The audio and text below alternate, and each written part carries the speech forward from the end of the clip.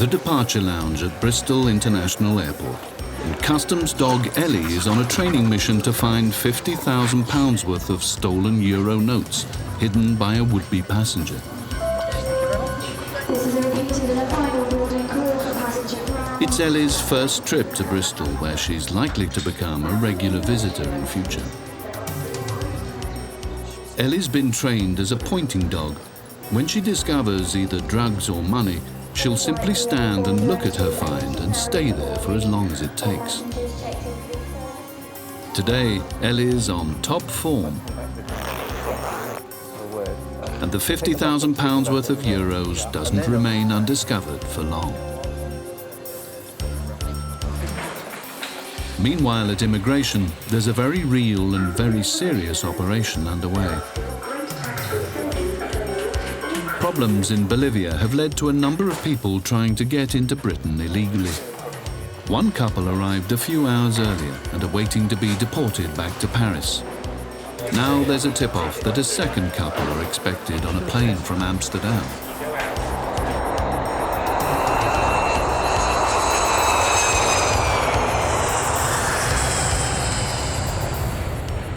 While the passenger checks at immigration continue, Ellie's next assignment is arriving from Malaga. Ellie's target this time will be to check out the baggage that's arrived on the EasyJet flight from Spain. Thousands of bags and cases are unloaded every day at Bristol, and any one of them may carry illegal substances or banned items. Trying to discover which case may contain anything illegal can be an almost impossible task.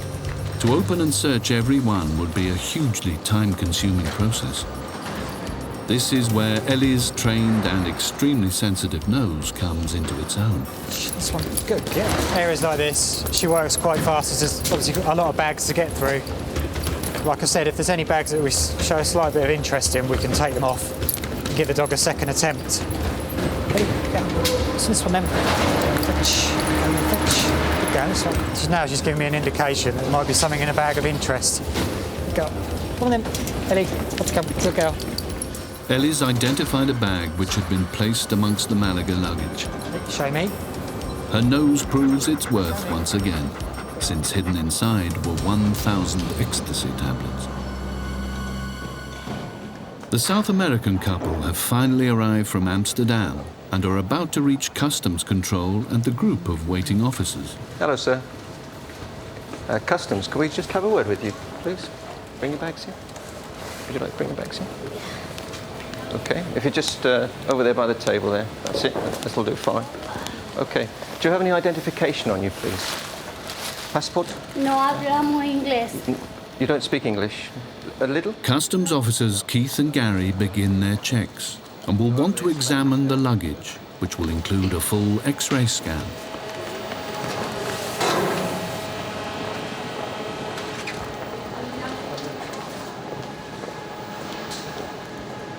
There are plenty of questions for the new arrivals, but it's going to be a big problem. It appears the couple speak no English and the customs officers no Spanish. Who is that? Mi ex. Mi ex? Segundo esposo, el segundo esposo. Do you know what that means? What? Sorry? Who?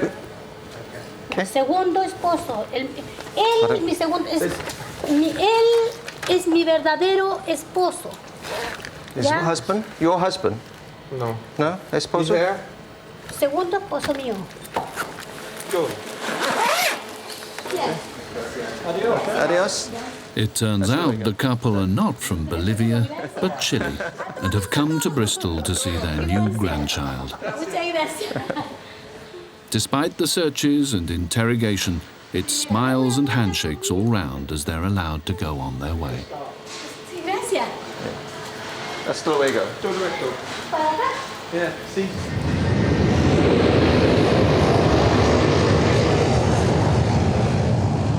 Outside the Bristol Flying Centre, Paul Allison washes down one of the company's aircraft. This has been a regular task for him as he works his way towards a commercial pilot's licence. It's just something I've always wanted to do ever since I was a kid. Had a trial lesson when I was about 13, and ever since then it's the only thing I've wanted to do. Because he's been hanging around the airport, and we call these type of people hanger rats. They just don't go. They want to go. They're so keen. They're involved in aircraft. They love the smell of it. They love the sound of it. So, say there's an aircraft that needs to go to Parma, or it's going over to France for the day, and there's a spare seat. Well, you know, Paul's around. He'll always put his hands up. He's never backward at coming forward. Can I sit there? Good for him, because he sits in a right-hand seat. He gets to see what it is that takes to be a commercial pilot. So he's learning, even though he's not actually doing any examining or any testing. It's very important to us as a company that the aircraft are clean, the catering's done, they're hoovered, there's somebody here to meet an aircraft when it comes back in the middle of the night. And Paul's been doing pretty much that for the last 3 years, as well as learning to train to be a pilot. He's, I suppose you could say, sold his soul to the company so he can get his license. Okay, take off power, set airspeed as live. Paul's in the final stages of his commercial pilot training. After all that washing and cleaning, he's about to face the last examination. The instrument rating course at the moment is a 55-hour course, of which I can do 40 hours of that on our simulator we have. Passing flight level 6, climbing 8, check for eyes. And then the remaining 15 hours to be done in one of the Senegas, the PA-34s. After the end of that training, I've then got to go flying with a Civil Aviation Authority examiner, who will then test me on everything I've learned for a good almost 2 hours flying, of which at any point I could fail, of which the tests costs nearly £700 just for have the examiner sitting next to me. So a lot of pressure coming up. So Paul prepares for another training flight in readiness for that final, vital test. Be taking off from Bristol, expecting a right turn towards Exmoor, joint controlled airspace, route towards Filton to join the hold there, basically a racetrack in the sky to do a procedural approach. I won't be able to see the runway, so at that point I'll be going around. I'll probably lose the engine once on the go around, which will be nice. I'll have to deal with that, shut the engine down, and then we'll be going off doing some general handling, so basically some stalls, steep turns, and basically everything I've got to be able to recover off the instruments without looking out the window. So hopefully, maybe it's not too much inverted, but we shall see.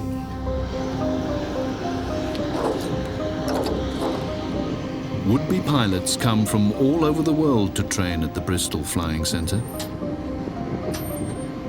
Like every pilot before every flight, Paul takes time to thoroughly check out his aircraft.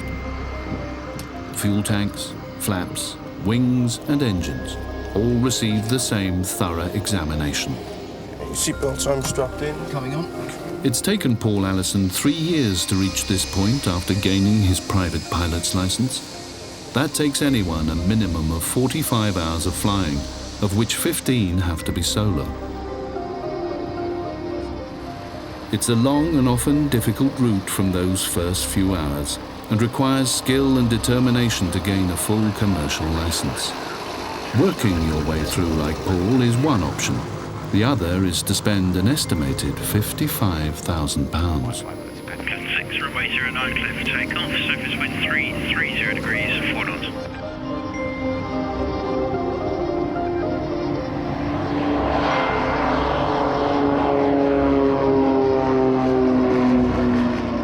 If he passes his final Civil Aviation Authority examination, Paul will soon be able to apply for a first officer's job. Possibly with one of the airlines which fly in and out of Bristol International.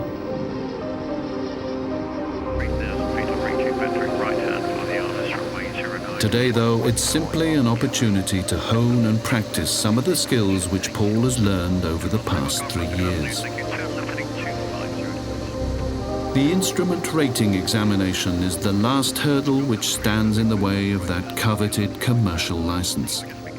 Unlike today, the windscreen on his side of the cockpit will be totally covered over, leaving Paul unable to see where he's going. His only guide for the whole trip will be his instruments. He'll be flying blind with only those instruments and his training to guide him.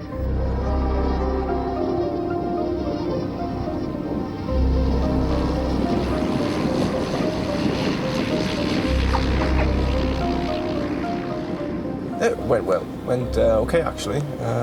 Not too bad. It was quite a smooth day. So tracking was good and got my 170 out of it. Feeling fairly confident, but it's still a test, so still a bit apprehensive, a bit nervous. Oh, hi, Becky. It's Claire from Bristol. Hi. Bex, could you give me the dates, please, of the SEPs that we've got here in Bristol? For Britannia's cabin service manager, Claire White, it's going to be a day away from the usual routine of her office at Bristol. Take care. Bye. Once or twice a month, Claire joins one of her cabin crews on a flight to check out the service they're providing for the airline's passengers.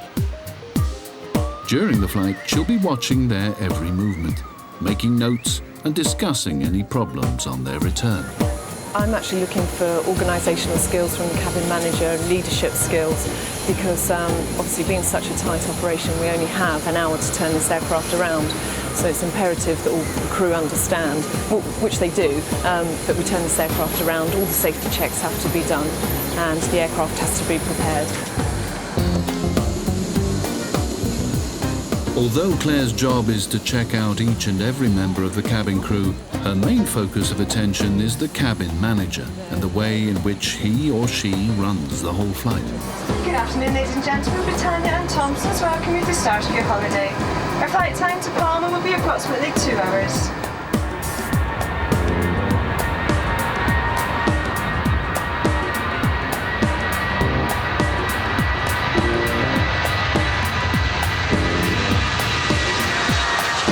Britannia flights are no smoking. It isn't a offence to smoke anywhere on the aircraft. We would like to remind you, ladies and gentlemen, that only alcohol supplied by the cabin crew during the drink service today may be consumed on board.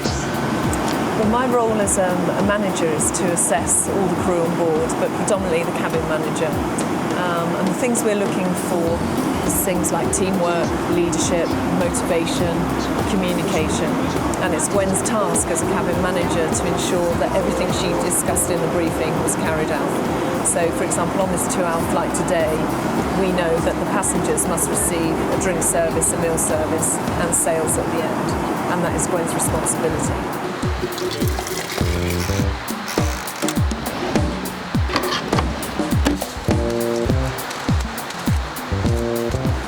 People coming on holiday is it's very important to individuals, and the crew can make or break someone's holiday for them. And certainly when recruiting new cabin crew, we look for people who are flexible, reliable. Obviously the job isn't a 9 till 5 corporate job. You know, people have to be up at 3 o'clock in the morning. They have to report at 5 o'clock in the morning, and we expect that from individuals. We need crew who want to work with people, with our passengers, who like working with the public. That's essential. And you have to be a team player and quite a friendly, robust individual, really. 2 hours after leaving Bristol, the aircraft is on its final approach to Palma.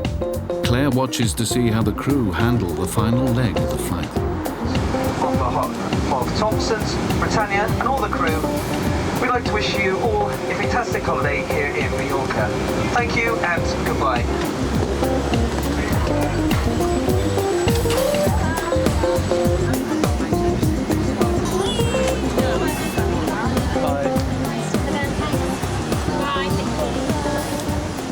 Traditional goodbye time for the 200 passengers at the end of the flight. Claire's notepad is full of comments for the debriefing session. And if anything went wrong, she's not going to let on at this stage. Any criticisms at all of things you've seen? No, none whatsoever.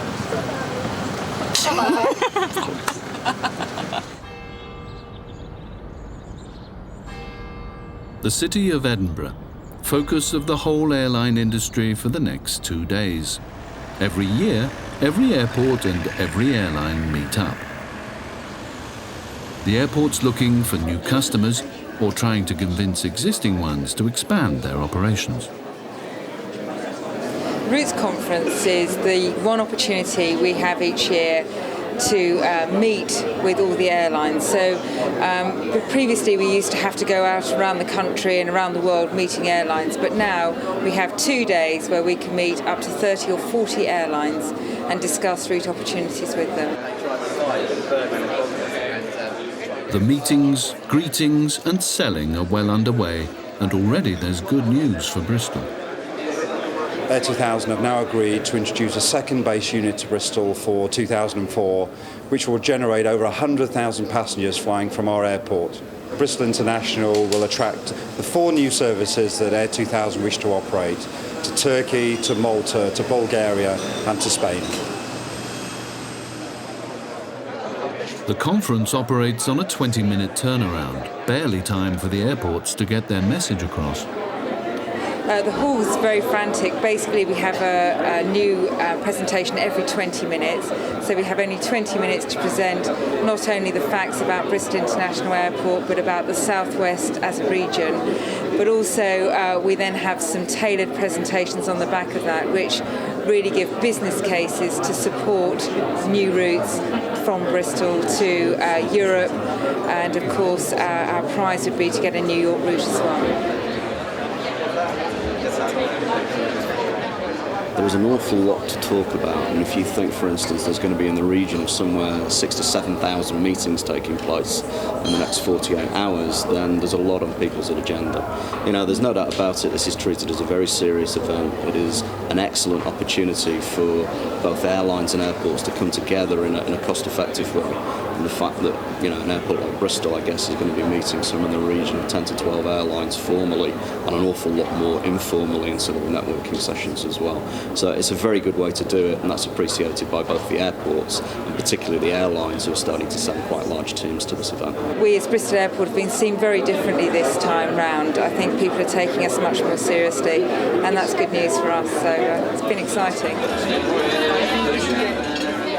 It turned out to be a good conference for Bristol, with new routes and new contacts for next year's campaign.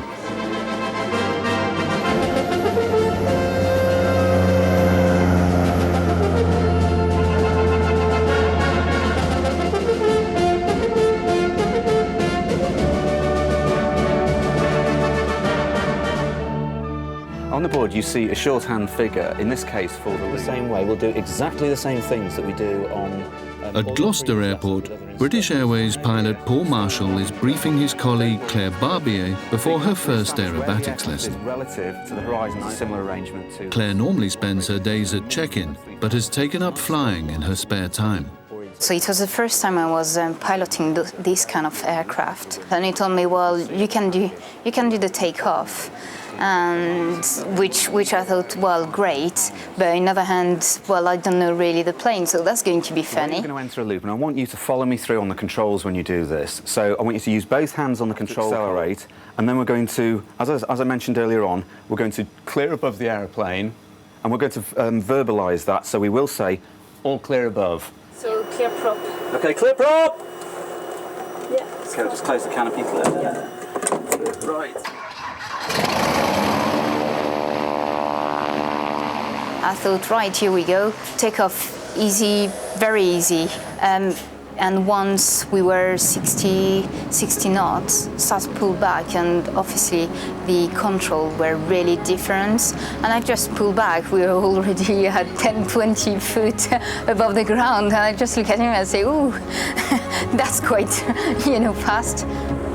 When he's not flying British Airways jets out of Bristol, Paul Marshall teaches aerobatics. Today, Claire will be learning to loop the loop. It was really good, and I thought, well, so far we're all right. Obviously, when you don't know what's going to happen to you, but it might be kind of scary or roaring, like acrobatic, you're just wondering, well, what you expected really. And then, well, I just thought, right. Let's just concentrate for the next step, which will be the loop.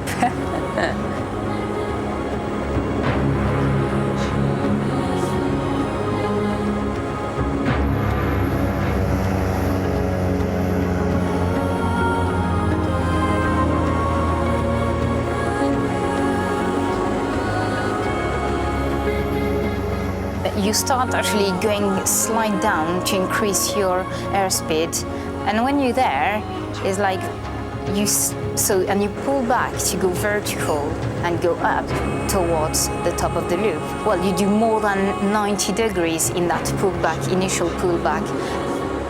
Basically, at the top of the loop, flight being upside down, that is, I would say, more exciting and more fun than scary, because you haven't got time to be scared. But the only thing where you realize, oh gosh, that's a loop. Basically, it's when you pass from vertical position to horizontal to recover then. That phase is kind of, you've got strong G-force, and that you feel really kind of squeezy.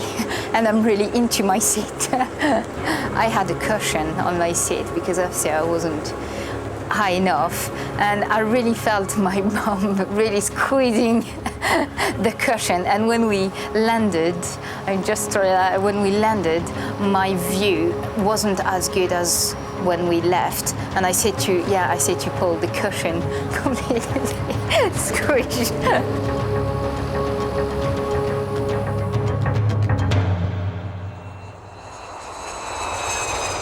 Next week at Bristol Airport, Jim's on bird patrol, dealing with the crows and other species which could cause a major accident. And a special flight for Britannia and a group of local children off to find Father Christmas.